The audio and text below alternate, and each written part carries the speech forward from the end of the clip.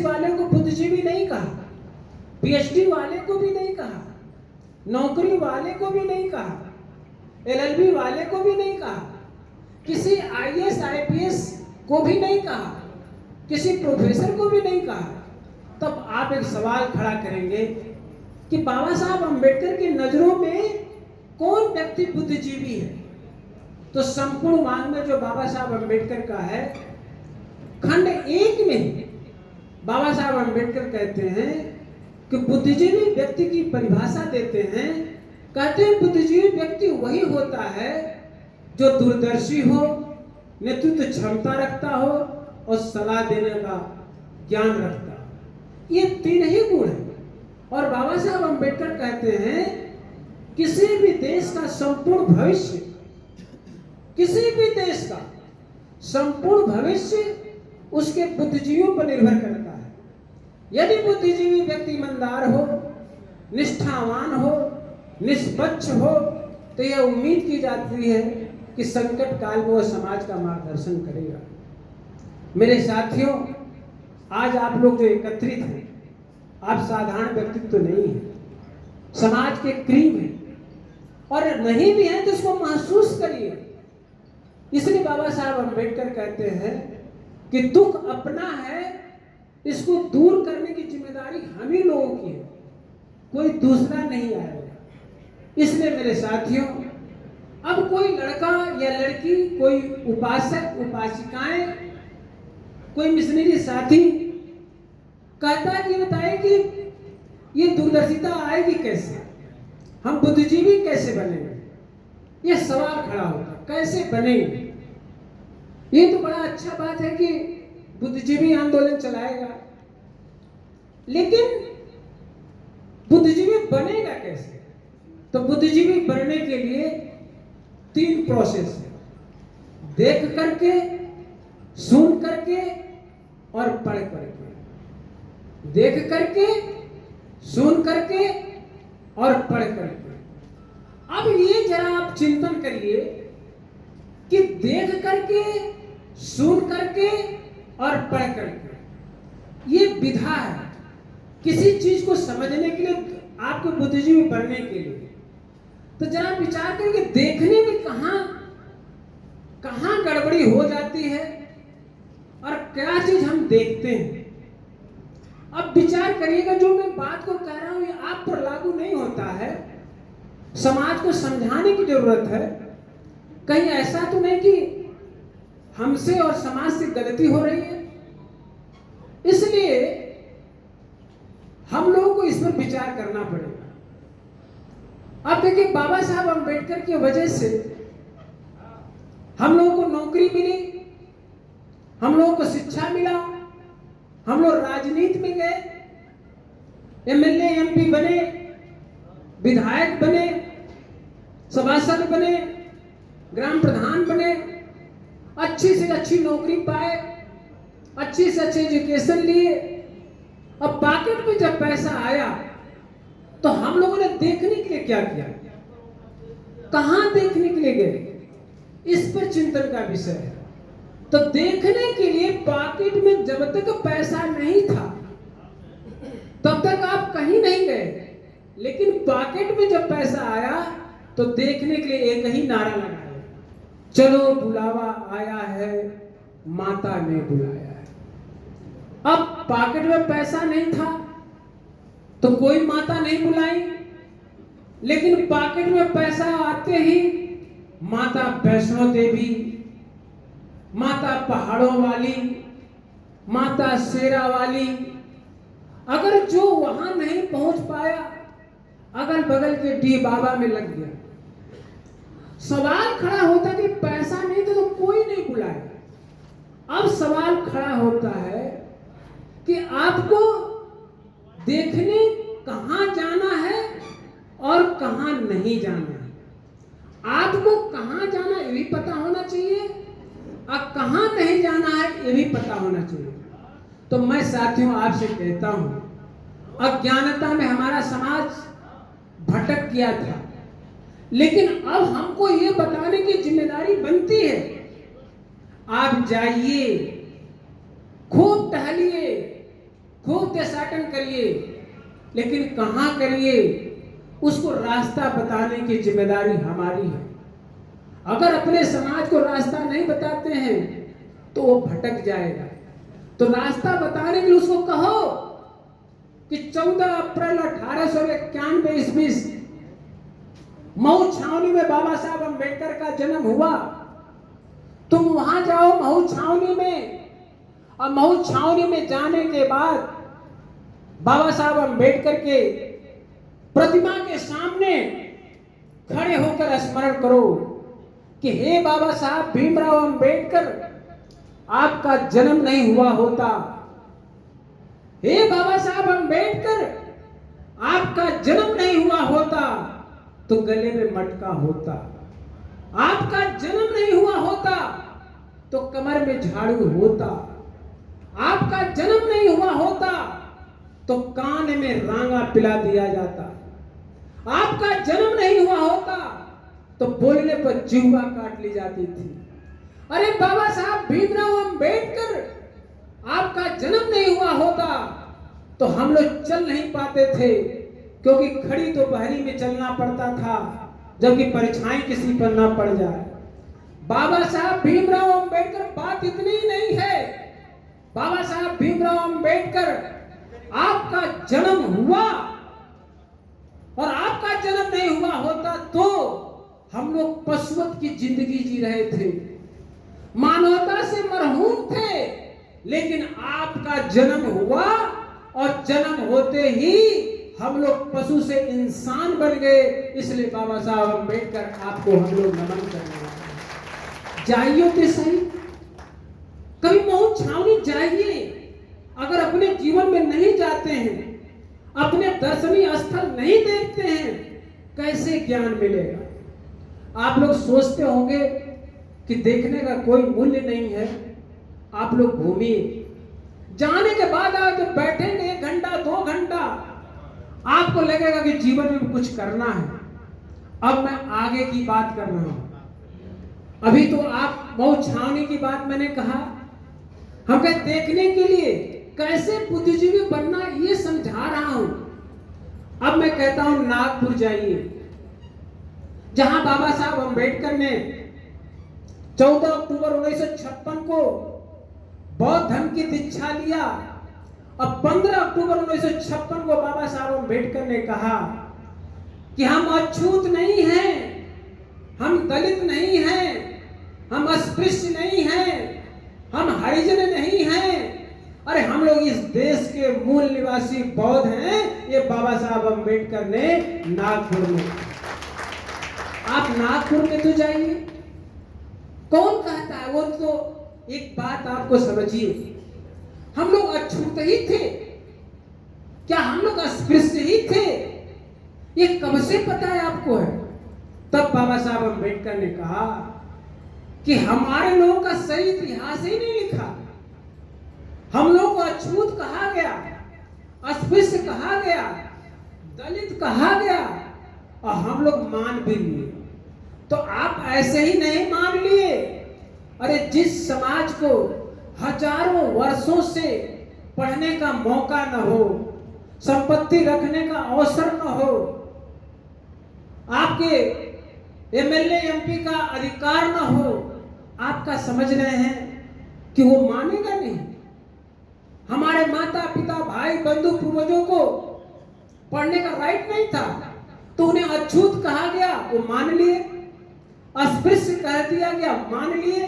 तब बाबा साहब अम्बेडकर ने कहा कि हम अछूत नहीं हैं। तब बाबा साहब अम्बेडकर ने कहा संपूर्ण वांग्मय के साथ में कि हम अपने लोगों का सही सही और सच्चा इतिहास में लिखने जा रहा हूं। और बाबा साहब अम्बेडकर ने संपूर्ण वांग्मय के 14वां खंड अछूत कौन और कैसे में स्पष्ट कर दिया कि ये जो अछूत अस्पृश्य कहा जाता है ये मूलतः क्या है। तब उन्होंने कहा कि बौद्धों का अपमान ही छुआछूत का मूल आधार है। हम लोग इस देश के मूल निवासी हैं, हम लोग यहाँ के बौद्ध हैं, हम लोग शासक हैं, हम लोग आपके गुलाम नहीं हैं। ये बात बाबा साहब अम्बेडकर ने कही। अब मैं आगे की बात कर रहा हूं। अब जरा सोचिए, एक चैत्य भूमि है जो बाबा साहब अम्बेडकर का जहां स्मारक बना है। चैत्य भूमि का मतलब आप समझिए मठ कहते हैं, चैत्य का होता है मठ, स्मारक। जब पढ़े नहीं थे बाबा साहब अम्बेडकर को, तो हम सोचते थे चैत्य का मतलब कुछ समझ में नहीं आता था। तो चैत्य का मतलब होता है मठ, स्मारक, मेमोरियल प्लेस, यादगार स्थान। वो कहां बना हुआ है? 6 दिसंबर 1956 को बाबा साहब अम्बेडकर की मृत्यु हुई। उनके सम्मान में मुंबई दादर में उनका चैत्य बनाया गया, स्मारक बनाया गया। मैं कहता हूं आप जरूर जीवन में जाइए, संकल्प लेकर मुझे जाना है, चाहे आप महिला हो चाहे पुरुष हो, अपने जीवन का संकल्प होना चाहिए कि मुझे जाना चाहिए। आपको विश्वास नहीं हो रहा, एक मुसलमान से पूछिए। एक मुसलमान को हर समय इस बात का दर्द रहता है कि हम हज नहीं कर पाते। जो हज नहीं कर पाता है उसको दिल में इस बात की तमन्ना रहती है कि हज करना है, और उसकी तमन्ना यदि पूरी नहीं होती है तो उसको निराशा होती है। आपके जीवन की क्या तमन्ना है? आप कहां देखने के लिए सोचते हैं? कुछ तो सोचिए कि हमको भी जीवन में कुछ देखना है।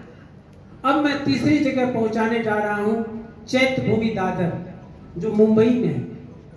और जाकर बाबा साहब अम्बेडकर के सामने, उनकी मूर्ति के सामने बैठिए और चिंतन करिए कि हे बाबा साहब अम्बेडकर, आज जरा सोचिए, हमने एमए किया, एमएससी किया, प्रोफेसर हो गए, बीए किया, बीएससी किया, आईएएस आईपीएस हो गए, बड़ी उपलब्धि हो गई। आईआईटी किया, आईटीएन हो गए, एमबीबीएस किया, डॉक्टर हो गए। ये किसके वजह से हुआ? बाबा साहब अम्बेडकर की वजह से हुआ। इतनी उपलब्धि, तो जरा सोचिए बाबा साहब अम्बेडकर के बारे में। इतनी उपलब्धि होने के बाद हम लोग क्या करते हैं? घर बनाते हैं, मकान बनाते हैं, ऐशो आराम का गाड़ी मोटर खरीदते हैं। अब बाबा साहब अम्बेडकर के बारे में सोचिए कि उन्होंने क्या किया जिसकी वजह से सुंदर से हाल में सुंदर सा सेमिनार कर रहे हैं। और चिंतन करिए उनके मूर्ति के सामने बैठ करके चैत्य भूमि जाने पर। और जाने पर तो मुझे कहने की जरूरत नहीं, आप बैठेंगे ही, स्मरण करेंगे ही। जब स्मरण करेंगे तो खाली सोचिए। और सोचना क्या है कि हे बाबा साहब भीमराव अम्बेडकर, आपने एमए किया, एमएससी किया, डीएससी किया, एलएलडी किया, डीलिट किया, बारिट लॉ किया। इतनी पढ़ाई करने के बाद इस देश का ही नहीं, विश्व के सारे वैभव को अर्जित कर सकते थे, उसका उपभोग कर सकते थे। यही तक बात नहीं, वो भी छोड़ दिया। आपकी पत्नी दवा के अभाव में मर गई। इतनी पढ़ाई करने के बाद, इतनी प्रतिभा इकट्ठा करने के बाद, आज किसी का लड़का लड़की इंग्लैंड में चला जाता है, अमेरिका में चला जाता है, तो पूरे उसका आपके खुशी समाने से भी नहीं समेटी जाती। जरा बाबा साहब अम्बेडकर उस दौर में अमेरिका इंग्लैंड से पढ़ाई करके आए थे, सारे वैभव को छोड़ा, यहां तक कि अपनी पत्नी उनकी दवा के अभाव में मर गई, उनके बच्चे बिलख बिलख के मर गए। तब आप सोचिए कि हे बाबा साहब अम्बेडकर, आपके बच्चे मर गए, बीवी मर गए, लेकिन ऐसा क्यों कि आपने एक चीज सोचा था कि हमारा समाज अच्छा जिंदगी जिए, हमारा समाज स्वतंत्र जीवन जिए, हमारा समाज आजादी का जीवन जिए, और हमारा समाज अस्पृश्य न रहे, अछूत न रहे। ये आपका सपना था। लेकिन बाबा साहब अम्बेडकर, आपका अधूरा सपना भी है। आप चाहते थे, 2 सपना देखे थे अपने जीवन काल में हमारे उद्धार के लिए। एक तो हम हुक्मरान बने, और दूसरा आप ये चाहते थे कि हमारा समाज बौद्ध बने, बौद्ध शासक राष्ट्र का निर्माण हो, भारत बौद्ध में बने। 2 सपना था। और आपने सपना पूरा करने के लिए दो मार्ग बताया। आपने राउंड टेबल कॉन्फ्रेंस से एक आदमी एक वोट, एक वोट एक मूल्य, जिसको इंग्लिश में आप कह सकते हैं one man one vote, one vote one value का अधिकार दिया कि राजा बन जाओ, मैं तुम्हें पावर दे दिया। और बाबा साहब अंबेडकर ने यह भी पावर दे दिया कि तुम अछूत अस्पृश्य दलित नहीं हो, तुम तो इस देश के बौद्ध हो, तुम यहाँ के शासक हो। तब बाबा साहब अंबेडकर के बारे में सोचिए कि बाबा साहब अंबेडकर आपका ये सपना अधूरा रह गया, ये इच्छा अधूरी रह गई है।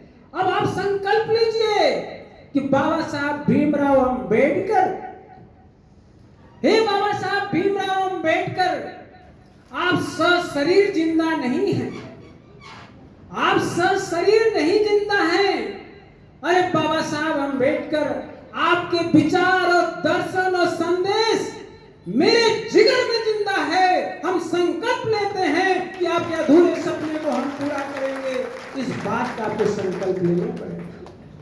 जब जाएंगे तब ना, जब देखने की चाहत पैदा रखेंगे तब ना, ये आपको करना ही पड़ेगा।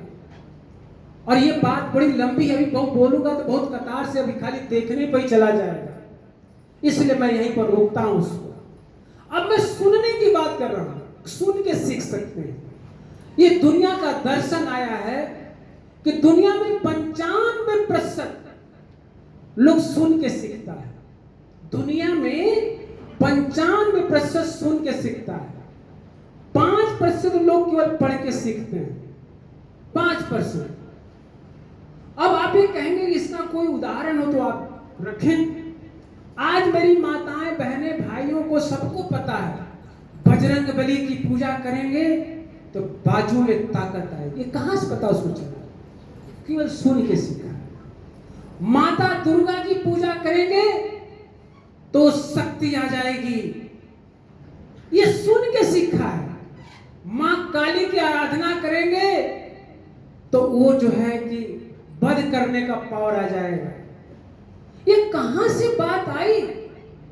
ये कहां से ऐसी धारणा आई?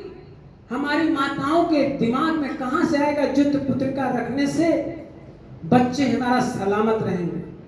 उनको कहां से दिमाग आया कि करवा चौथ रखने से हमारे पति की उम्र लंबी हो जाएगी? कहां से आया? ये केवल सुन के सीखा है। ये जो सुन के सीखा है ये दूर कैसे होगा? अभी तो मैं ये कह रहा था कि 95% लोग सुन के सीखता है। यहां तक जब मैं बिहार में था, संयोग से भी बिहार से सटा हुआ, जब मैं बिहार में था तो यहां से लेके यहां तक सिंदूर, हमने कहा ऐसा क्यों? अभी तक तो यहां से लेके यहां तक सिंदूर तो मैंने देखा था यूपी के अंदर, और वहां से यहां से लेके छठ मैया वाले दिन यहां से नाक पर लगा हुआ था। तो लोगों ने कहा कि ये ऐसा करने से जितना लंबा सिंदूर उतना लंबा पति की उम्र। हमने कहा ये भी सुन के, ये भी सुना होगा और देखा होगा, मतलब दूसरे का देखा, दूसरे का सुना, और यहां से लेके उसको शर्म भी नहीं आती क्योंकि परंपरा में हो गया, ये धार्मिक रूप से दिमाग में बैठ गया। मैं कहता हूं कि दुनिया में 95% जब सुन के लोग सीखता है, देख के सीखता है, तो हम कहते हैं कि इसी समाज को फूले शाहू अंबेडकर बुद्ध को सुना करके समाज में हम लोग परिवर्तन ला देंगे, क्रांति ला देंगे। इसलिए करना है। सेमिनार संगोष्ठी आप लोग साधारण समझते हैं, ये मनोरंजन का मसला नहीं है। अभी पप्पू राजा आजाद गीत गा रहे थे, अलका राव गा रही थी, एकता कश्यप गा रही थी, अयोध्या खुशदिल जी आए हैं। ये सांस्कृतिक जत्था है, ये सांस्कृतिक जत्था। आज जब उनके जब कीर्तन होते हैं, भजन होते हैं, लाखों लाख एकत्रित होकर लोग सुनता है। आपको नहीं समझता, आप गुलाम ही पैदा रहेंगे। गुलाम पैदा किया जाता है, गुलाम बनाया जाता है। याद रखना मेरे साथियों, जब बाबा साहब अंबेडकर थे तो बाबा साहब अम्बेडकर के लोगों ने कहा कि बाबा साहब अम्बेडकर, गांधी जी ने कहा कि डॉक्टर भीमराव अम्बेडकर आप क्यों परेशान हैं? ये छुआछूत अस्पृश्यता से आप क्यों दुखी हैं? समय आने पर सब ठीक हो जाएगा। ध्यान से बात को समझना, समय आने पर सब ठीक हो जाएगा। ये कौन समझाया था? आदरणीय गांधी जी ने। ये छुआछूत, कान में रांगा, बोलने पर जुआ, ये सब परेशान मत होइए। और छूतो उद्धार आंदोलन में चला रहा हूं, सब ठीक हो जाएगा, समय के साथ ठीक हो जाएगा। तब बाबा साहब अम्बेडकर ने कहा, हमारी दुर्गति, हमारी समस्या समय आने पर ठीक नहीं होगा। यह व्यक्ति की जिम्मेदारी है कि वो जिम्मेदारी ले, अपनी समस्याओं को हल करे और अपने में जीते जी अपने लोगों को अछूता उद्धार आंदोलन करके उन्हें समानता का जिंदगी दिला दूंगा। ये बाबा साहब अम्बेडकर ने कहा। मत छोड़िए, ये मत सोचिए कि कोई दूसरा कर देगा। अगर समाज में लाचारी, बेबसी है, आपको ही दूर करना पड़ेगा, अपने जीवन में करना पड़ेगा। और जो लोग ये ठान लेंगे मुझे अपने जीवन में करना पड़ेगा, अब विश्वास नहीं हो रहा है, आपको लग रहा है कोई मैंने नई चीज बताई है। यही मानवर कांजीराम साहब को लीजिए, जो जीवन में कुछ किया जा सकता है। जब 30 साल की उम्र में DRDO में जब वैज्ञानिक थे, उन्होंने नौकरी से रिजाइन किया तो उन्होंने कहा, ये 1966 की घटना है, वो RPI में ज्वाइन कर लिए, रिपब्लिकन पार्टी ऑफ इंडिया में। तो रिपब्लिकन पार्टी ऑफ इंडिया में जब ज्वाइन किए तो गायकवाड़ जी थे, वहां मीटिंग चल रही थी। अब मीटिंग में ये निर्णय हो गया कि बाबा साहब अम्बेडकर का विचार अच्छा है, लेकिन हम लोग कामयाब नहीं हो सकते। 1966 की घटना। तो बाबा साहब अम्बेडकर ने पूछा कि आखिर बाबा साहब अम्बेडकर का विचार अच्छा है तो हम लोग कामयाब क्यों नहीं हो सकते हैं? तब लोगों ने कहा, RPI के लोगों ने, विचार अच्छा है लेकिन कामयाब हो सकते नहीं। तब मानवर साहब ने कहा कि जिसका विचार अच्छा है फिर हम लोग कामयाब हो सकते हैं। अब बाबा साहब अम्बेडकर उसी दिन RPI छोड़े और उन्होंने कहा, ये संकल्प लिया कि हम बाबा साहब अम्बेडकर के विचार से ही इस देश में MLA MP पैदा करेंगे। संकल्प ले लिया कि हम उन्हीं के विचार से MLA MP पैदा करेंगे। आपको याद है, बड़ी सम्मान के साथ मानवर का नाम लेते हैं, मानवर तेरी नेक कमाई तूने सोती कौम जगाई। इस सोती कौम को जो MLA बनने का सपना नहीं रखा था, MP बनने का सपना ही नहीं रखा था, सभासद बनने का सपना नहीं था, इस समाज को उन्होंने संकल्प लिया कि बाबा तेरे सपनों से मैं इस देश में MLA MP पैदा करूंगा। और बाबा साहब मानवर कांशीराम साहब ने अपने जीते जी लगातार 1964 से लेकर के अपने जीवन के 2006 तक उन्होंने लगातार संघर्ष करते करते MLA ही नहीं, MP ही नहीं, उत्तर प्रदेश सूबे की मुख्यमंत्री पैदा कर दिए। ये है आंदोलन की झलक। आप क्या नहीं कर सकते। इसलिए मानवर साहब ने कहा, जब तमन्ना सच्ची हो तो रास्ते हजार मिलते हैं, जब तमन्ना झूठी हो तो बहाने भी हजार मिलते हैं। मेरे साथियों, आपने तमन्ना सच्ची रखी। आज हम लोग गोरखपुर में सेमिनार कर रहे हैं। ये सेमिनार इसलिए नहीं कर रहे हैं कि बात आई बात गई। हम लोग कैसे कंटिन्यू अपने समाज को जगाते रहें, कैसे हम लोग जगेरा बने, इस काम के लिए आज हम लोग एकत्रित हैं। और रही बात अब पढ़ के सीखने की, जरा विचार कर लेना। अभी देवरिया की मैडम उषा जी, सही नाम नहीं ले लिया? अच्छा, हमारा बीच में टकराव चल रहा था, मन में उषा कहें कि पुष्पा कहें, उषा कहें कि पुष्पा कहें, तो हमने कहा लग रहा है उषा ही है। अब पुष्पा कहाँ से, गाजीपुर से, इधर ही उषा। अब मेरे दोनों का कद काठी सेम, दोनों महिलाओं का। जो मैं देखिए अंदर की बात बोल रहा हूँ, सच बोल रहा हूँ। मैं सोच रहा कि उषा बोलूं कि पुष्पा बोलूं, उषा बोलूं कि पुष्पा बोलूं, लेकिन लगा कि उषा ही हो गए। और उषा मैंने कहा कि मेरी पत्नी का नाम उषा है, तो शायद इनका भी नाम उषा ही है, इसलिए मेरे को दिमाग में याद आ रहा। तो ऐसे ही कुछ केस कर रहा था, थोड़ा मेरे को टाइम लगा बताने में। आदरणीय उषा जी ने कहा कि हमने पढ़ा था, कितना गर्व का विषय। जब हमने कहा कि किताबें आप लोग रखते हैं, पढ़ते नहीं, इन्होंने कहा कि मैं पढ़ती, ये गर्व चाहिए। जब हमारा हर पुरुष महिला वर्ग ये कहने के लिए तैयार हो जाए कि हम लोग पढ़ते हैं, तो सवाल खड़ा हुआ कि पढ़ेंगे कैसे, कैसे पढ़ेंगे। अब सवाल पड़ा कैसे पढ़ेंगे। मान लीजिए आज हम बात कर रहे हैं कि संपूर्ण वाङ्मय 1 से लेकर 40 खंड तक बाबा साहब अम्बेडकर को पढ़िए। अब हमने कहा कि पढ़िए, अब आप देखें बात तो सही है, पढ़ना भी चाहिए। और हमने कहा खंड 16 पढ़ना चाहिए, खंड 39 पढ़ना चाहिए, खंड 40 पढ़ना चाहिए। नहीं, आखिरी बात तो सही कह रहे हैं। संपूर्ण वाङ्मय चलते हैं आपके लखनऊ, अरे गोरखपुर विश्वविद्यालय है, पड़ोस से किताब ला करके पढ़ लेते हैं। मेरे साथियों किताबें नहीं है। अभी तो मैं एक बात बोल रहा था ना कि आपके पास किताब है लेकिन आप पढ़ते नहीं है।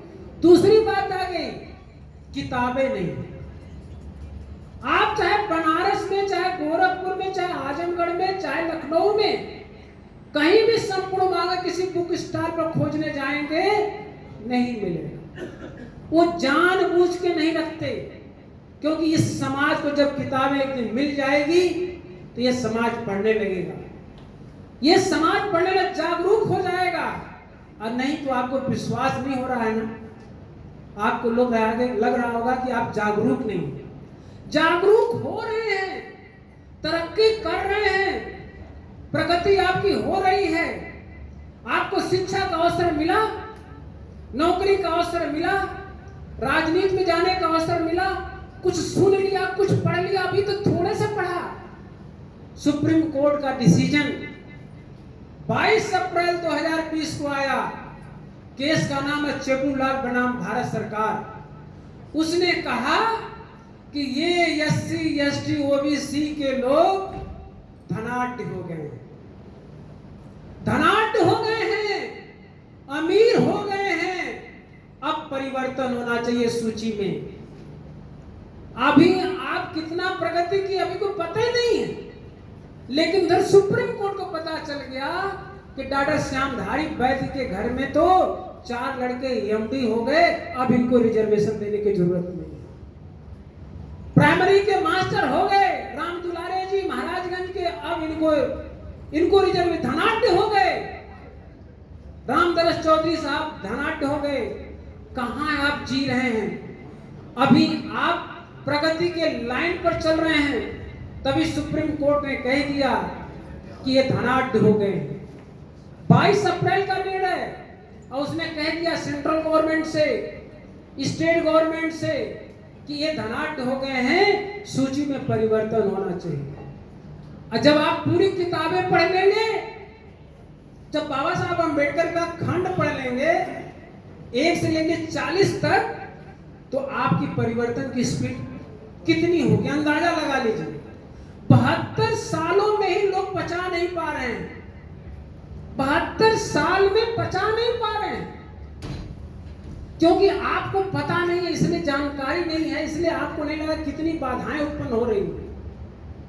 जब सुप्रीम कोर्ट का डिसीजन आया, मुझे बेहद दुख हुआ। अभी हम लोग तो किसी तरह से पढ़ने लगे हैं, अभी हमारे बाल बच्चे तो सीखने लगे हैं, अभी तो हम लोग कोटा के बारे में सोचने लगे हैं, अभी तो लखनऊ में अपने बच्चों को कोचिंग में डालने के मूड में आ गए हैं।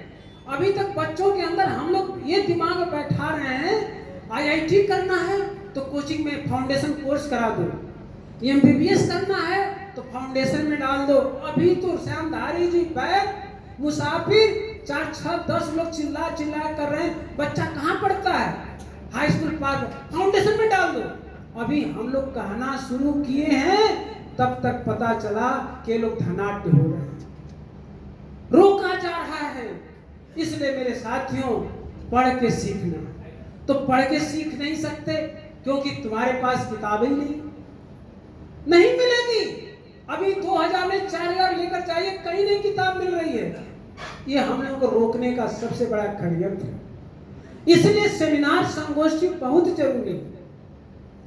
तो सीखने के लिए हमने बताया कि बुद्धिजीवी कैसे बनेंगे, हमारा समाज समझदार कैसे बनेगा। तो देख करके, सुन करके और पढ़ करके। अब मैं एक चीज और बोलने जा रहा हूं, थोड़ा सा ध्यान से बात को समझ लेना। आपका बहुत इज्जत में करता हूं, बहुत सम्मान करता हूं। अभी गोरखपुर के यूनिट का गठन भी होगा। श्यामधारी वैद्य जी को मंडल अध्यक्ष, इनका जिला से प्रमोशन करते हुए गोरखपुर मंडल का अध्यक्ष नामित किया जाएगा और प्रांत का संरक्षक भी। आदरणीय संजय जो जिला महासचिव हैं, इन्हें मंडल का महासचिव बनाया जाएगा। इनको ये हो गया, डिसाइड हो गया। अभी मैंने प्रदेश अध्यक्ष से बात किया है। इसके बाद जिला अध्यक्ष के रूप में गोरखपुर का आदरणीय अवधेश जी को नामित किया गया है, अभी डिक्लेयर हुआ। आदरणीय एसडी चौधरी साहब को महासचिव नामित किया गया है, वो भी अभी डिक्लेयर किया जाएगा।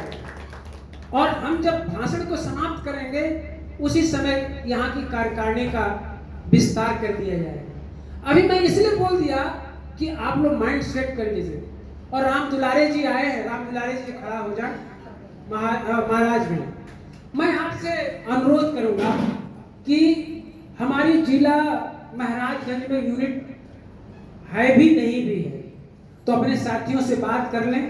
यदि आप लोग थोड़ा सा भी रुचि दिखाएंगे तो हम लोग दौड़ करके आपका हाथ पकड़ लेंगे और हम लोग आपस में जुड़ करके हम लोग अंबेडकर मिशन को आगे बढ़ाएंगे। हमारी 2 बार वार्ता हो चुकी है लगातार महाराजगंज में, और बहुत एक्टिव। मैंने शाहजहां जिले से मैंने बात कराया, राम दुलारे जी से मैंने कहा कि आप हमको अभी नहीं जानते होंगे, तो अपने इंट्रोडक्शन के लिए, अपने इंटरेस्ट में, एक महापुरुष ने कहा था कि यदि आपको अपना परिचय देना पड़े तो आपको देना चाहिए। कौन जानता है कि रामदरस जी क्या है? कौन जानता है कि सतीश कुमार सोनकर जी कौन है? तो सतीश सोनकर साहब जब किसी से मिलेंगे तो बोलेंगे ना, मेरा नाम सतीश सोनकर है, मैं डीजीएम हूं इंडियन बैंक का, तभी तो जानेगा। नहीं, जानकारी के अभाव में 2 नुकसान है। एक तो प्रेरित नहीं होगा, दूसरा चीज है कि वो डिसरिगार्ड पे कर देगा और सम्मान की भावना प्रकट कर देगा। इसलिए मेरे साथियों, मैं अपने परिचय के लिए जिला अध्यक्ष शाहजहांपुर आदरणीय हरिशंकर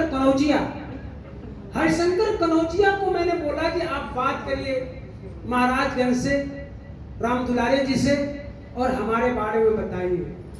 जब मैं इनको फोन लगाया दूसरी बार, इन्होंने कहा सर हरिशंकर कनौजिया से ही बातचीत चल रही है और बीच में आपको फोन का मैंने पिक कर लिया है। तो हमने कहा कि आप तुरंत उन्हीं से बात करिए, हमारा मकसद ही था कि आपकी बातचीत हो रही है कि नहीं हो रही है।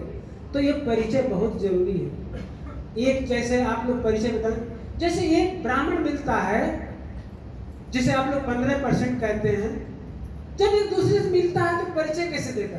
जय श्री राम, हो गया सर, हो गया। और आप नमस्ते, पता नहीं चलेगा कि नमस्ते। अरे मैं कहता हूं कि जब मैं कहीं जाता हूं तो बड़े सम्मान से, अदब से, खुशदिल जी, इनको कहते कहते मैं थक गया, पैर छूते हैं। हम कहते हैं कि क्यों पैर छूते हैं? तो लोग कहते हैं कि सम्मान के लिए। अब बात समझिएगा, सम्मान के लिए। तो मैं कहता हूं, अब आपसे मेरा सवाल है कि जब सम्मान का मसला है, तो जब एक मुस्लिम अपने मुस्लिम भाई से मिलता है, कोई मुस्लिम अपने मुस्लिम भाई से मिलता है, तो क्या वो पैर छूता है? हमारे समझ से पैर नहीं छूता।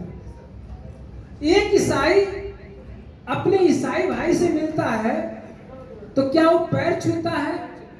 उत्तर नहीं। इसका मतलब, लेकिन एक हिंदू जब मिलता है अपने हिंदू भाई से तो वो पैर छूता है, शास्त्रार्थ दंडवत होता है। अब बात समझिएगा, थोड़ा सा हमारी महिला मिशनरी साथी आई हैं, लोग आए हैं, प्लीज बैठ जाएं, बैठ जाएं, प्लीज बैठ जाएं। सुनील जी आप तो इधर बैठ जाएंगे, कोई तकलीफ नहीं है। कुछ लोग जबरदस्ती उसी में 2-3 आदमी के बराबर हैं, उसी में एडजस्ट करने का प्रयास करेंगे। इतना जगह है, आराम से बैठिए। तो अब जैसे पैर छूने की परंपरा कैसे आई?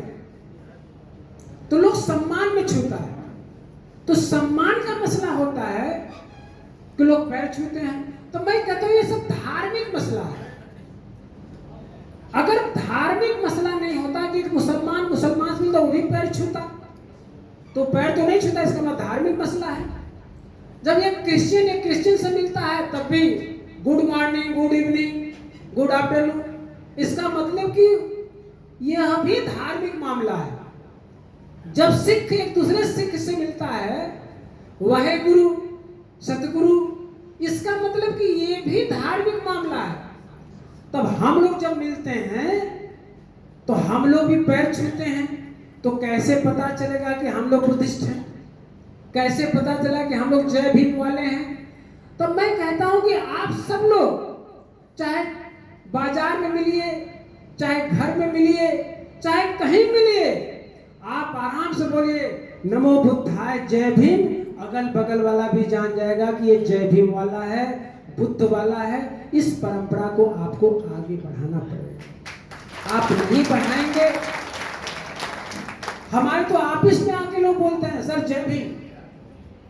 अच्छा, जब वो जय श्री राम कह सकते हैं आपस में, ओम नमः शिवाय भी बोल सकते हैं, आप क्यों नहीं बोल सकते? बोलना ही पड़ेगा। जब तक आप बोलेंगे नहीं, सुनेंगे नहीं, तो काम नहीं चलेगा। अब मैं साथियों एक बात पर फोकस करने जा रहा हूं। थोड़ा विषय कठिन है। कल मेरे से आदरणीय अंतानी जी भी एक बात सवाल कर रहे थे कि ये जो प्रतिनिधित्व, ब्रैकेट में आरक्षण एवं उसका संरक्षण हमारा दायित्व, आखिर इस विषय को लेकर ही क्यों चलते हैं? और ये विषय आज का नहीं है। जब से मैं आंदोलन मूवमेंट को स्टार्ट किया हूं तब से यही विषय लेकर चल रहा हूं। और ये विषय इतना कठिन भी है कि मैं आपको बताऊं सच में कठिन है। और इसको बोलते समय मैं आपसे बहुत ही निवेदन करता हूं, ये कठिन विषय है।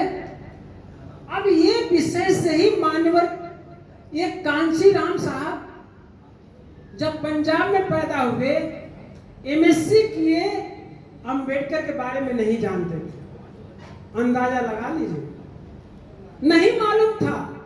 लेकिन जब उन्होंने डीआरडीओ पूना में, जब उन्होंने दीना भाना जी से, दीना भाना में 2 ही छुट्टी मांग रहे थे अपनी फैक्ट्री में, एक अंबेडकर जयंती का, एक बुद्ध जयंती का।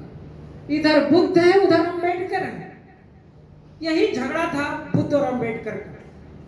छुट्टी नहीं मिली, दीना भाना टर्मिनेट हो गए। उसी दौरान अंबेडकर गए समझाने कांशीराम साहब। देखिए मैडम ने मेरे को करेक्ट किया, बड़ा अच्छा लगा। ये है जागरूकता, ये अच्छा तो है ना। और हमको जब ये लोग अगर संशोधित करें, ये मुझे प्राउड फील होता है। जहां गलती हो जाए संशोधन करिए, अच्छा लगेगा। जब कांशीराम गए समझाने तो दीना भाना ने बड़ी विनम्रता से पूछा, अधिकारी थे कांशीराम साहब। उन्होंने कहा कि आपने अंबेडकर को पढ़ा है? कांशीराम साहब बिना किसी सी लाग लपेटी, उन्होंने कहा नहीं पढ़ा है। उन्होंने 2 किताब प्रोवाइड किया, what Congress and Gandhi have done to untouchable और एनिहिलेशन ऑफ कास्ट। गांधी और कांग्रेस ने अछूतों के लिए क्या किया, ये किताब जो संपूर्ण वाङ्मय का 16 है